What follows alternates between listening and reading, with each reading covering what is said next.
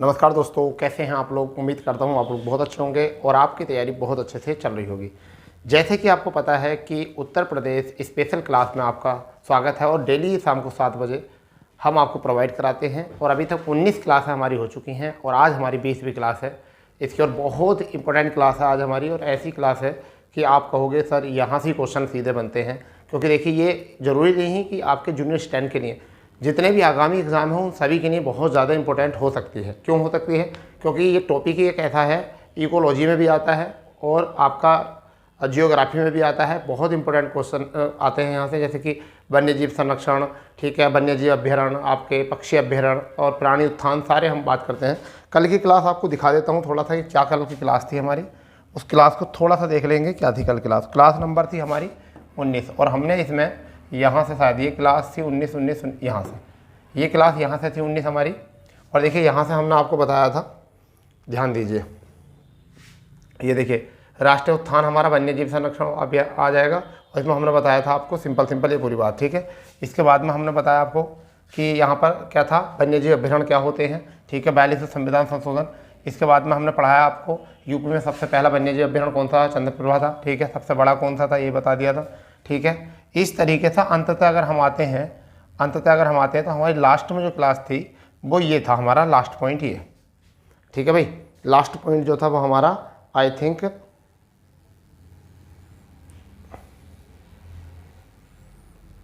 ये था, हमारा पॉइंट ये था। हमने इसमें बताया था प्राणी उत्थान में, क्या बताया था बच्चा, हमने बताया था प्राणी उत्थान में यूपी में कितने उत्थान है, प्राणी उत्थान 3 है। और जिसमें हमने बात करी थी कानपुर में है एक, तो जिसका नाम है कानपुर जैव उत्थान, और दूसरा है नवाब वाजिद अली लखनऊ में है, ठीक है। तीसरा जो है शहीद आसफुल्ला खां जो उत्थान है वो कहाँ पर है आपका, वो गोरखपुर में है। और 27 मार्च 2021 को योगी जी ने जो है इसका सलाइंस किया था, ठीक है। इतनी याद करने नहीं है। अब जो कहानी है वो क्या है, आज का जो सेशन है वो क्या होने वाला है, अभ्यारण्य व वन्यजीव संरक्षण से संबंधित आपके प्रमुख योजनाएं, प्रमुख कार्यक्रम इसके वो क्या क्या हो सकते हैं। तो हम आज जो बात करने वाले हैं वो किस पर बात करने वाले हैं, प्रोजेक्ट टाइगर पर बात करने वाले हैं। यानी किस पर बात करने वाले हैं, प्रोजेक्ट टाइगर पर बात करने वाले हैं। दूसरा वहीं पर एक तो प्रोजेक्ट टाइगर आपके लिए बहुत इंपॉर्टेंट होता है, एक प्रोजेक्ट एलिफेंट किस पर होता है, प्रोजेक्ट प्रोजेक्ट एलिफेंट पर हम बात करने वाले हैं। साथ ही साथ जो है हम घड़ियाल प्रजनन केंद्र के ऊपर बात करने वाले हैं, किसके, घड़ियाल प्रजनन केंद्र, ठीक है। बात करने वाले हैं घड़ियाल प्रजनन केंद्र, इसके ऊपर बात करने वाले हैं आज, ठीक है। साथ ही साथ इसके बाद जो है हम बात करेंगे कछुआ पुनर्वास केंद्र, किसके ऊपर, कछुआ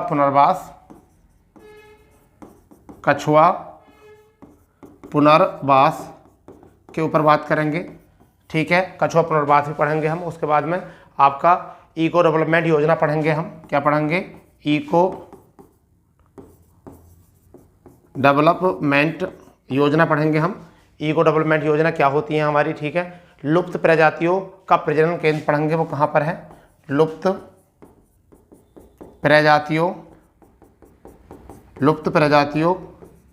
का प्रजनन केंद्र पढ़ेंगे, इनके बारे में बात करेंगे, ठीक है बच्चा।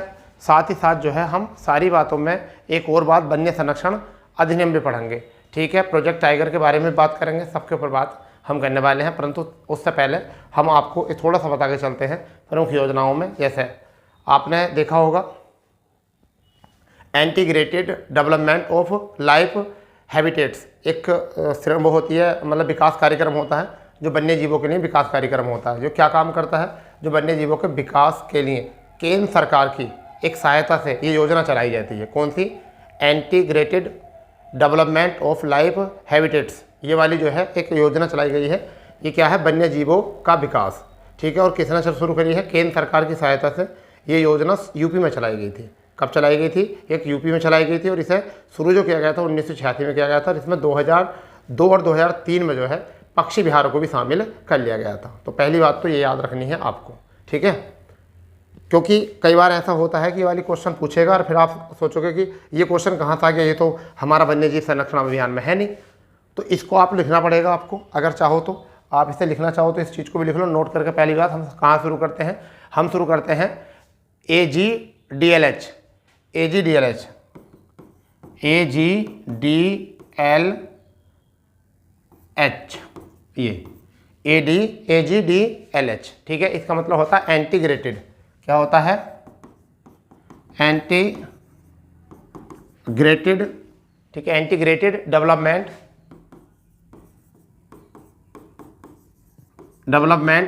Integrated development of life habitats, ठीक है। लाइफ हैबिटेट्स होता है, इसे कहते हैं वन्य जीवों का विकास। किस चीज़ के लिए, वन्य जीवों का विकास के लिए, ठीक है भैया, वन्य जीवों के विकास के लिए ये शुरू किया गया था। और इसे केंद्र सरकार की सहायता से, यानी कि कहाँ पर, यूपी में कब, ये पता होना चाहिए, 1986 में, यूपी में 1986 में किसकी सहायता से, केंद्र सरकार की सहायता से, केंद्र सरकार की सहायता से चलाया गया था, केंद्र सरकार की सहायता से चलाया गया था 2002 और 2003 में। ये बात इंपॉर्टेंट है, 2002 और 2003 में इस योजना में यानी कि AGDLH में किसे, पक्षी विहारों को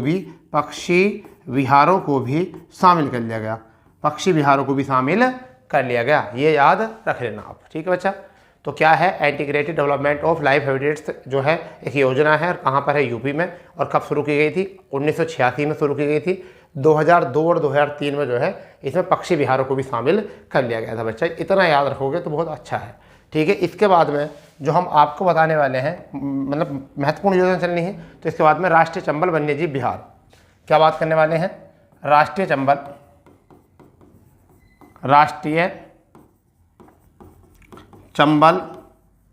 वन्यजीव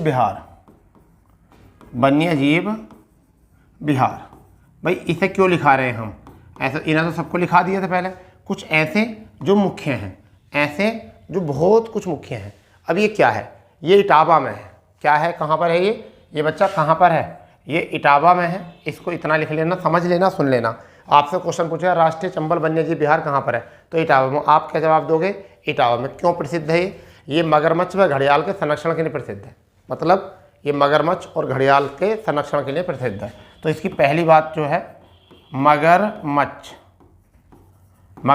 व घड़ियाल के संरक्षण के लिए तो यहाँ पर आ जाएगा मगरमच्छ प्रजनन केंद्र कहाँ पर है। अगर आपसे ऐसा क्वेश्चन आ जाए कि मगरमच्छ प्रजनन केंद्र कहाँ पर है, तो कहाँ पर है मगरमच्छ प्रजनन, ये इटावा में। कहाँ पर है, इटावा। यहाँ एक क्वेश्चन और आ जाता है, ये आ जाता है मगरमच्छ प्रजनन केंद्र, और कहाँ पर है बच्चा, ये इटावा में है, ठीक है। अब इटावा में आपको पता होगा, इटावा में क्या है, इटावा में चंबल नदी मिलती है। चंबल नदी कहाँ मिलती है, गंगा में, गंगा की सहायक नदी यमुना में जाके मिलती है। कहाँ पे मिलती है बच्चा, यमुना में जाके ये मिलती है। चंबल नदी क्या करती है, बीहड़ का निर्माण करती है। किसका, बीहड़ का निर्माण करती है, बीहड़ का निर्माण करती है। आपसे क्वेश्चन पूछा जाए कि मगरमच्छ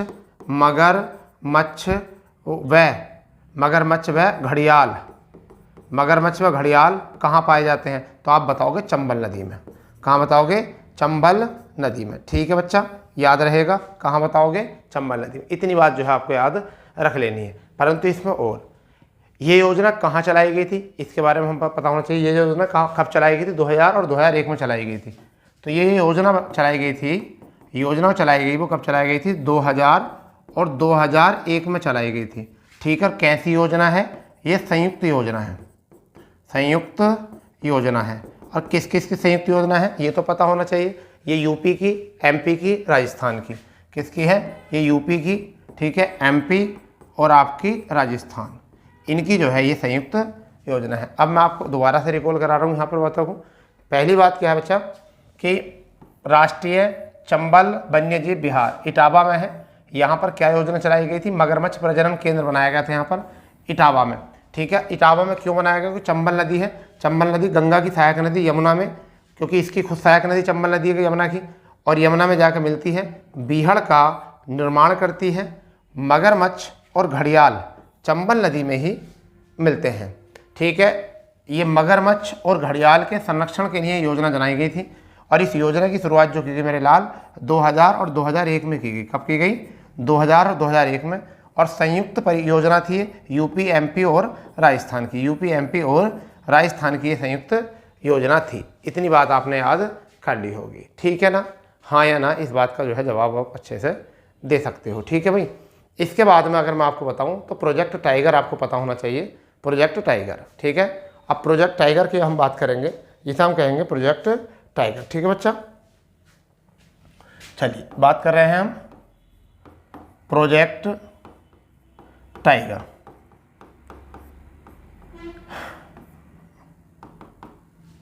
ठीक है, प्रोजेक्ट टाइगर। अब प्रोजेक्ट टाइगर में जो हम बात करेंगे, इसकी शुरुआत जो की गई थी वो कब की गई थी? 1 अप्रैल 1973 में की गई थी। यानी कि अगर हम बात करें इसकी शुरुआत, खूब आता है एग्जाम में क्वेश्चन, तो 1 अप्रैल और 1973 में इसकी शुरुआत की गई थी। अधिनियम कौन से अधिनियम में? वन्य जीव संरक्षण अधिनियम 1900, किसके? वन्य जीव संरक्षण अधिनियम 1972 के अंतर्गत शुरू की गई थी, ठीक है नहीं? 1972 के अंतर्गत इसे शुरू किया गया था। और पहली जो मतलब जनगणना की गई थी टाइगर की, पहली गणना जो की गई थी टाइगर की गणना जो की गई थी, टाइगर की जो गणना की गई थी पहली बार, तो वो कब की गई थी? मैं बताता हूँ, 1972 में जो है वो टाइगर की गणना की गई थी, ठीक है भैया। 1972 में जो है टाइगर की गणना की गई थी, ये आपको पता होना चाहिए, ठीक है, ये बात याद होनी चाहिए। और पहली बाघों की गणना जो है, अगर मैं बात करूं तो यहाँ पर कि इसकी जो शुरुआत की गई थी वो कहाँ पर गई थी शुरुआत में? तो अगर हम बात करें शुरुआत जो की गई थी वो कहाँ पर की गई थी? Jim Corbett national park, Jim Corbett national park में की गई थी। और कब कहाँ की गई थी ये आपको पता होना चाहिए। ये यूके में है। कहाँ पर है? ये यूके में, ठीक है भैया। आ रही बात समझ में? अगर मैं बात करूँ कि टाइगर मैन ऑफ इंडिया जो कहा जाता है वो किसे कहा जाता है? एक इसमें और नोट पॉइंट आप लिख लो, अगर चाहो तो एक नोट पॉइंट लिख लो। टाइगर मैन ऑफ इंडिया किसे कहा जाता है?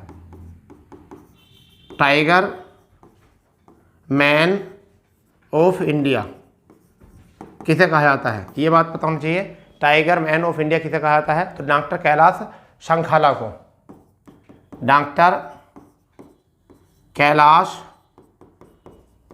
संखला, क्योंकि इन्हीं के प्रयासों से प्रोजेक्ट टाइगर बना था, इन्हीं के प्रयासों से, इन्होंने ये प्रयास किया था, ठीक है। और इसकी जो गणना की जाती है वो किससे की जाती है? कैमरा ट्रैप विधि से की जाती है बाघों की गणना, ठीक है। तो गणना किससे की जाती है? गणना कैमरा ट्रैप के द्वारा या फिर पद चिन्हों के द्वारा कि सबके पद चिन्ह अलग अलग होते हैं, सबके पद चिन्ह जो होते हैं अलग अलग होते हैं, इस वजह से, ठीक है भाई। अगर आपको याद रहे तो, ठीक है, विश्व का 3/4 कम से कम, ऐसा मान के चलिए पूरे विश्व का, यानी कि विश्व का लगभग 3/4 जो टाइगर हैं वो कहाँ पर हैं? वो भारत में हैं, ठीक है। वो कहाँ पर हैं? बात है 75% जो है कहाँ पर हैं? भारत में। इतना याद रख लेंगे बच्चा। और रही बात ये कि 2021 में इनकी संख्या जो थी, 2021 में जो इनकी संख्या थी, 2021 में इनकी संख्या जो थी वो 3167 थी। 2021 में इनकी संख्या जो थी वो 3167 थी, आई थिंक 3167 थी। परंतु अब जो रिपोर्ट आई है 2023 की, उसमें इनकी संख्या जो है वो लगभग 3925 हो चुकी है। लगभग कितनी हो चुकी है? 2023 की रिपोर्ट के अनुसार 3925 हो चुकी है। इसमें जो ग्रोथ देखा गया है वो 6.1% वृद्धि देखी गई है। कितनी देखी गई? 6.1% वृद्धि देखी गई है, ये भी याद रखना है, ठीक है। टाइगर टास्क फोर्स की जो स्थापना की गई थी ये भी याद रखो, ज़्यादा इंपॉर्टेंट चीज़ें मत रखो। टाइगर टास्क फोर्स की जो स्थापना की गई थी वो कब की गई थी? 2005 में। ठीक है, 2005 में टाइगर टास्क फोर्स की स्थापना की गई थी। और विश्व बाघ दिवस, विश्व बाघ दिवस कब मनाया जाता है? 29 जुलाई को मनाया जाता है प्रत्येक वर्ष। 29 जुलाई को प्रत्येक वर्ष मनाया जाता है। और कब से मनाया जाता है ये आपको पता ही है, ये 1973 के टाइम से ही मनाया जाता है। 1972 का अधिनियम था, तो ये आ गया प्रोजेक्ट टाइगर। ठीक है भाई। मगर जिस समय पर प्रोजेक्ट टाइगर बना था उस समय पर देश की जो पीएम थी वो कौन थी? इंदिरा गांधी जी। इंदिरा गांधी जी जो थी वो क्या थी? यहाँ की पीएम थी। तो इतनी बात को यहाँ पहले होल पैकेज मिल गया आपको, प्रोजेक्ट टाइगर का होल पैकेज मिल गया। शुरुआत जो की गई थी वो कब की गई थी बच्चा? वो की गई थी शुरुआत 1 अप्रैल 1973 को। वहीं पर वन्य जीव संरक्षण अधिनियम 1972 के अंतर्गत करी गई थी। टाइगर गणना 1972 में पहली बार की गई थी। गणना कैसे की जाती है? कैमरा ट्रैप से की जाती है, पद चिन्हों से की जाती है। 2021 में गणना जो हुई तो 3167 थे। वर्तमान में कितने हैं? 3925। और लगभग ऐसा मान के चलिए बच्चा 6.1% वृद्धि हुई है। टाइगर मैन ऑफ इंडिया किसे कहा जाता है? द कैलाश सांखला को कहा जाता है। विश्व का 75% लगभग टाइगर जो है भारत में है। टाइगर टास्क फोर्स की स्थापना 2005 में की गई थी। विश्व बाघ दिवस जो मनाया था 29 जुलाई को। इससे ज़्यादा याद रखना जो है आप ऐसा समझ लिए, आप अपने आप को भ्रमित करोगे। ये बिल्कुल निचोड़ है, पूरी तरीके से निचोड़ है ये। इस निचोड़ को याद करो और कुछ नहीं लिखो। ठीक है। इसके बाद मैं आपको बताने वाला हूँ, इसके बाद जो मैं बताऊँगा वो कछुआ प्रजनन बताऊँगा। ठीक है। कौन सा? कछुआ प्रजनन। क्योंकि ऐसा है ना, पहले हम कछुआ प्रजनन पढ़ेंगे, क्योंकि फिर बाद में जो है हमें घड़ियाल प्रजनन पढ़ना है। ठीक है। कछुआ प्रजनन, घड़ियाल प्रजनन। ठीक है। फिर एक योजना है आपकी इको डेवलपमेंट योजना। ठीक है, इको डेवलपमेंट योजना। ठीक है। तो हमारा जो अब जो है वो कौन सी है? कछुआ प्रजनन या प्रवास, प्रजनन या प्रवास केंद्र। तो ये आपको याद रखना है, कछुआ प्रजनन व प्रवास केंद्र। तो सबसे पहले बात तो है ये कहाँ पर है? ठीक है, ये कहाँ पर है तो मैं बताता हूँ। गंगा एक्शन प्लान योजना शुरू की गई थी। इसके अंतर्गत कौन सी चलाई गई थी? गंगा एक्शन प्लान योजना। गंगा एक्शन प्लान योजना चलाई गई थी। गंगा एक्शन प्लान योजना चलाई गई थी क्यों? क्या करने के लिए? गंगा नदी का पोल्यूशन रोकने के लिए। गंगा नदी का पोल्यूशन यानी कि प्रदूषण रोकने के लिए। ठीक है, ये वाली योजना चलाई थी। ठीक है। और इसी वजह से यूपी में इसकी शुरुआत जो की गई थी, यूपी में जो इसकी शुरुआत की थी 1987 है, 1987 से 89 के बीच की गई थी। 1987 से 89 के बीच की गई थी। 86 में इसकी घोषणा हो गई थी। यूपी में जो घोषणा की गई थी वो कब की गई थी? घोषणा वो की गई थी 1986 को। वो घोषणा की गई थी 87 से 89 के बीच ये चलाई गई थी, चरम पे थी। ठीक है भाई। यहाँ पर क्या होता था? मांसाहारी कछुओं का संरक्षण किया जाता था। यहाँ पर क्या किया जाता था? मांसाहारी कछुओं का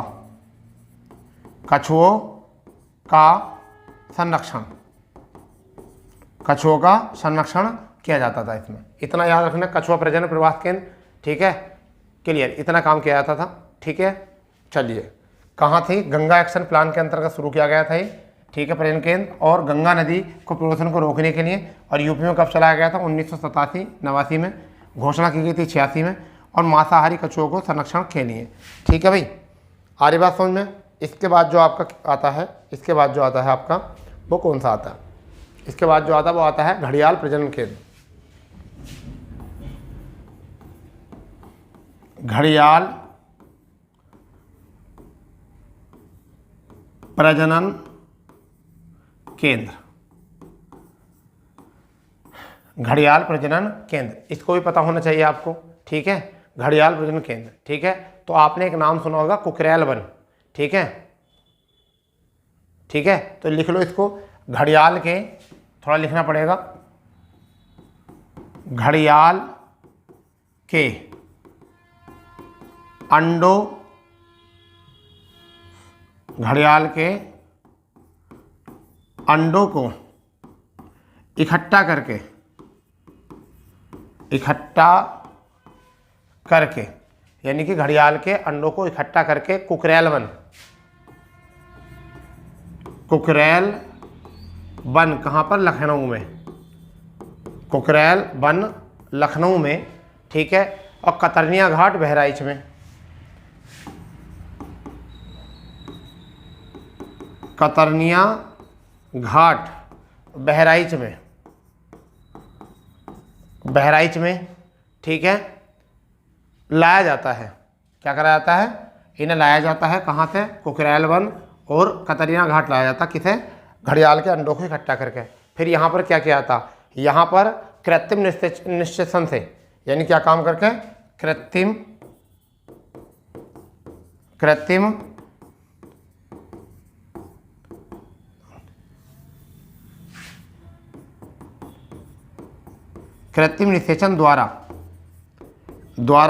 कृत्रिम निषेचन द्वारा जो है वो क्या काम किया जाता है? बच्चे पैदा करके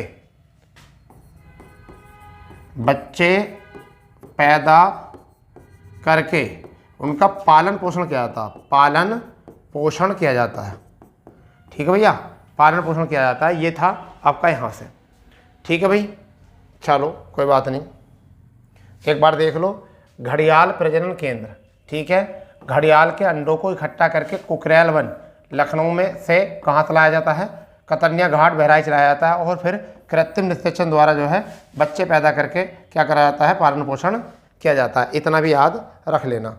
इसके बाद में आप जो लिखोगे नई योजना जो है वो है इको डेवलपमेंट योजना। क्या है दोस्त? इको डेवलपमेंट योजना। इको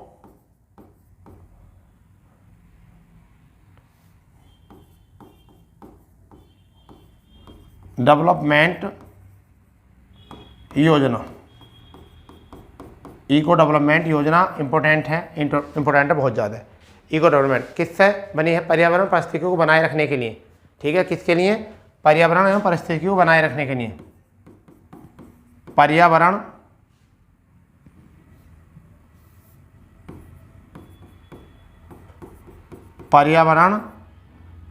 एवं परिस्थिति को बनाए रखने के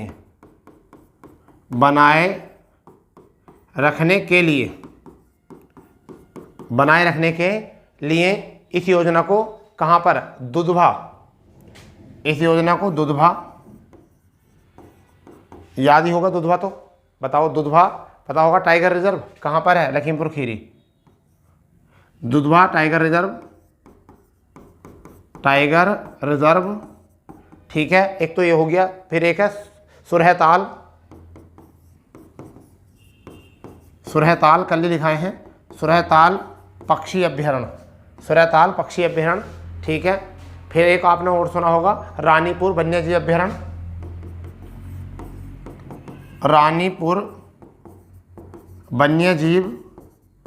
अभ्यारण्य, ठीक है। एक नाम और सुना होगा विजय सागर पक्षी विहार,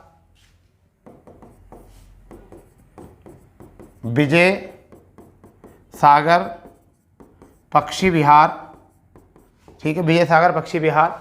साथ ही साथ में आपने नाम सुना होगा कैमूर वन्यजीव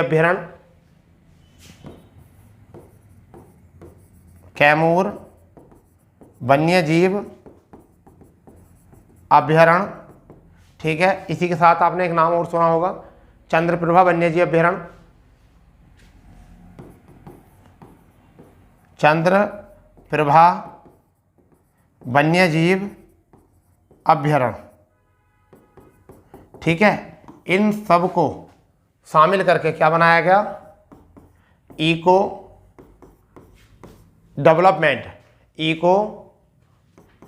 डेवलपमेंट प्रोग्राम शुरू किया गया या योजना, ठीक है, ये शुरू की गई थी योजना। अब आपसे एग्जाम में क्वेश्चन पूछा जा सकता है इको डेवलपमेंट प्रोग्राम के अंतर्गत कौन कौन से टाइगर रिजर्व जो हैं इसमें शामिल हैं, कौन कौन से टाइगर रिजर्व इसमें शामिल हैं? तो वो आपका याद रहेगा Dudhwa tiger reserve, Surhatal tiger reserve, Ranipur वन्यजीव अभ्यारण्य, विजय सागर पक्षी विहार, कैमूर वन्यजीव अभ्यारण्य, चंद्रप्रभा। आपका एक और इसमें आ जाता है जिसे कहते हैं समसपुर पक्षी वन्यजीव अभ्यारण्य या पक्षी विहार, ये हो रहा जाता पक्षी विहार। इसे भी लिख लेना, इसमें ऐड करना समसपुर पक्षी विहार, ये इंपॉर्टेंट है इतना, ठीक है भाई। इसको कर लो नोट अच्छे से फुर्ती के साथ, ठीक है।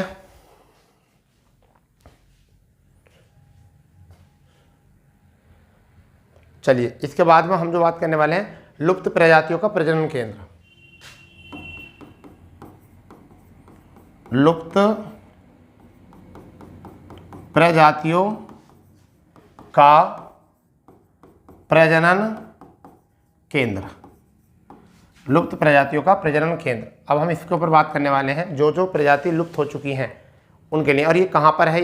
ये यूपी में लखनऊ के कुकरेल वन में है। ये कहाँ पर है? ये यूपी में, कहाँ पर? लखनऊ, लखनऊ में कुकरेल वन में है। कुकरेल वन, ठीक है, कुकरेल वन में है, ये याद रखना है। कब इसकी शुरुआत हुई थी? 1984-85 में। इसकी शुरुआत जो हुई थी, कब हुई थी? शुरुआत हुई थी 1984-85 में इसकी शुरुआत हुई थी। इसमें जो पाए जाते हैं वो क्या क्या प्रजनन किया जाता? काला हिरण, काला हिरण, ठीक है, काला हिरण इसमें आ जाएगा बच्चा, ठीक है। ऊद बिलाव इसमें आ जाएगा, ऊद बिलाव इसी में आ जाएगा, ये भी इम्पोर्टेंट है, ठीक है। इनका जो है इसमें क्या किया जाता है? प्रजनन किया जाता है। इनका क्या किया जाता है? प्रजनन किया जाता है, किया जाता है, क्योंकि ये लुप्त हैं। क्या है? ये लुप्त है। इतना बात थोड़ा सा याद रख लेना, ठीक है भाई। चलिए कोई बात नहीं। अब हम अंतिम जो बात करने वाले हैं वो बात करने वाले हैं, अब थोड़ी सी बात जो है उसके बारे में बात कर लेंगे। वो हम बात करने वाले हैं वन्यजीव संरक्षण अधिनियम। किसके बारे में बात करने वाले हैं? वन्यजीव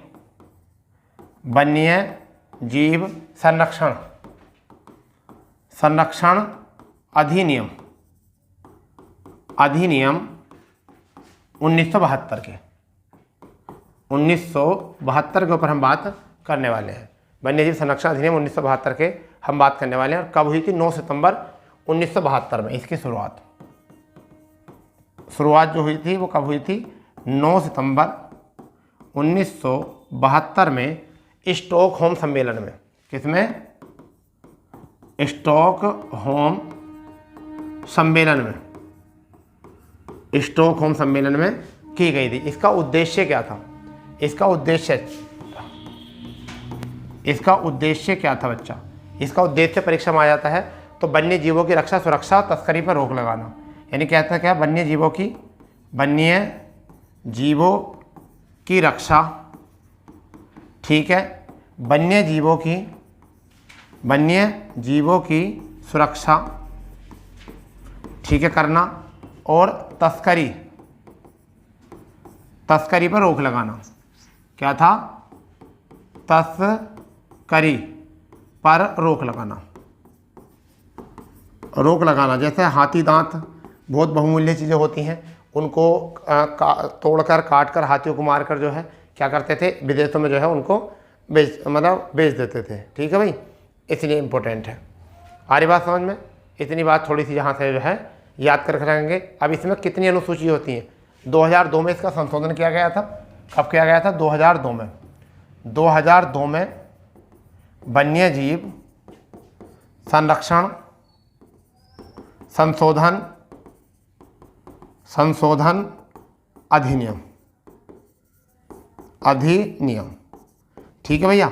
कब किया गया था? 2002 में इसका अधिनियम किया गया था। और इसके अंतर्गत जो है 6 अनुसूचियाँ इसमें आती हैं। अनुसूचियाँ कितनी आती हैं? अनुसूचियाँ कितनी आती हैं इसमें? 6 अनुसूचियाँ आती हैं। और 6 की 6 अनुसूचियों के बारे में अगर पता चल जाए तो क्या है? पहली में क्या है? पूर्ण प्रतिबंध लगाया गया है। पहली में क्या है? पहली अनुसूची में, पहली अनुसूची ये संविधान की नहीं है, ये संविधान की नहीं। पहली अनुसूची में जो है वो क्या है? पहली अनुसूची में है आपका पूर्ण प्रतिबंध लगाना और कठोर सजा देना। पूर्ण प्रतिबंध लगाना और कठोर सजा देना। अगर और दूसरी में भी यही है, तो क्या है? दूसरी में भी यही है। पहली और दूसरी अनुसूची में क्या है बच्चा? पूर्ण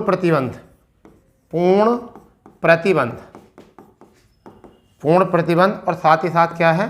सजा दिलाना। इसमें पहली और दूसरी अनुसूची में यह है। तीसरी और चौथी अनुसूची में क्या है? प्रतिबंध तथा कम सजा का प्रावधान। यानी कि तीसरी और चौथी अनुसूची में क्या है? प्रतिबंध प्लस सजा कम करना, सजा कम करना या कराना, ये हो जाएगा इसमें।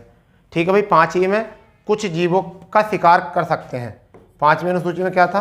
कुछ जीवों का शिकार कर सकते हैं, शिकार कर सकते हैं, कुछ जीवों का शिकार कर सकते हैं। 6ठी में अधिकारियों को शिकार के संबंध में सजा देने का अधिकार है। यानी कि 6ठी में क्या है? अधिकारियों को ठीक है, शिकार के संबंध में, शिकार के संबंध में सजा देने का अधिकार। ठीक है भाई, देने का अधिकार, याद रहेगा। ठीक है भाई। तो यहाँ पर कहते हैं अधिकारियों को जो है सजा देने, शिकार के संबंध में सजा देने का अधिकार रहेगा। तो पहली दूसरी अनुसूची में क्या आ जाएगा? पहली दूसरी अनुसूची में अभी देखिए, पहली दूसरी अनुसूची में क्या आ जाएगा आपका? पूर्ण प्रतिबंध पर सजा देने का अधिकार। ठीक है, पूर्ण प्रतिबंध व सजा देने का अधिकार जो है। ठीक है। और तीसरी और चौथी में आपका क्या आ जाएगा? प्रतिबंध व सजा कम करना। अब यहाँ पर एक पॉइंट है 5वां, कुछ जीवों का शिकार करने का। और जो जीव है वो उनका शिकार किसका किया जाता? कौवे का शिकार कर सकते हो। किसका? कौवे का शिकार कर सकते हो, चूहे का शिकार कर सकते हो ना। अब तो चूहा तो अपने खेत में मार देते हैं। कौवे का, चूहे का, मानुस, ठीक है, चमगादड़, मानुस और चमगादड़, इनका हम शिकार कर सकते हैं। कौवे का भी, चूहे का भी, मानुस का भी, चमगादड़ का भी। ठीक है। क्योंकि यह भोज्य पदार्थों को नष्ट करते हैं। इसका कारण क्या है? क्योंकि यह भोज्य पदार्थों को नष्ट करते हैं, नष्ट कर देते हैं। अगर चूहे नहीं मारोगे तो घर में इतने हो जाएंगे कि तुम्हें खाना खाने नहीं देने के। तो एक बार जरा इसको रिकॉल कर लेंगे और फिर इसी क्लास को यहाँ रोक देंगे। वन्यजीव संरक्षण अधिनियम 1972 की बात करते हैं। शुरुआत 9 सितंबर 1972 को स्टॉकहोम सम्मेलन में की गई थी। उद्देश्य वन्यजीवों की रक्षा, जीवों की सुरक्षा और तस्करी पर रोक लगाना। इसे 2002 में संशोधित किया गया था और इसकी 6 अनुसूची बना दी थी। पहली अनुसूची और दूसरी अनुसूची में पूर्ण प्रतिबंध है और सजा देना है। तीसरी और चौथी में जो प्रतिबंध लगाना है परंतु सजा को कम कर देना है। चौथी में क्या है? 5वीं में सॉरी, कुछ जीवों का शिकार करना है। जीव कौन कौन से हैं? कौवा, चूहा, मानुस, चमगादड़, ऐसे जीव हैं। ठीक है भैया। अगर बात करें 6ठी में तो अधिकारियों को जो है वो प्रतिबंध संबंधित जो शिकार करते हैं उनका अधिकार है। अगर मैं बात करूं 42वें संविधान संशोधन के अंतर्गत, 42वें संविधान संशोधन के अंतर्गत जो है आर्टिकल 51 के A-G में भी इनका संबंध है। ठीक है। आर्टिकल 48 के A में भी इनका संबंध है। समझ गए नहीं? यानी कि आर्टिकल 51 के A-G में वो क्या है आपका? नीति निर्देशक तत्व। ठीक है भाई, नीति निर्देशक तत्व, पहली बात तो ये हो गई आर्टिकल में। अगर हम बात करें राज्य के नीति निर्देशक तत्व तो उसमें है 48A में ये। ठीक है, 48A में तो है राज्य के नीति निर्देशक तत्व में। और मूल कर्तव्य में जो है 51 के A-G में है। ठीक है। और सूची अगर बात करें तो राज्य सूची, संवर्ती सूची या संघ सूची, तो उसमें जो है ये संवर्ती सूची का विषय है। ठीक है बच्चा। तो चलो कोई बात नहीं, आज की क्लास यहाँ ही रोकते हैं। कल जो हम कराएंगे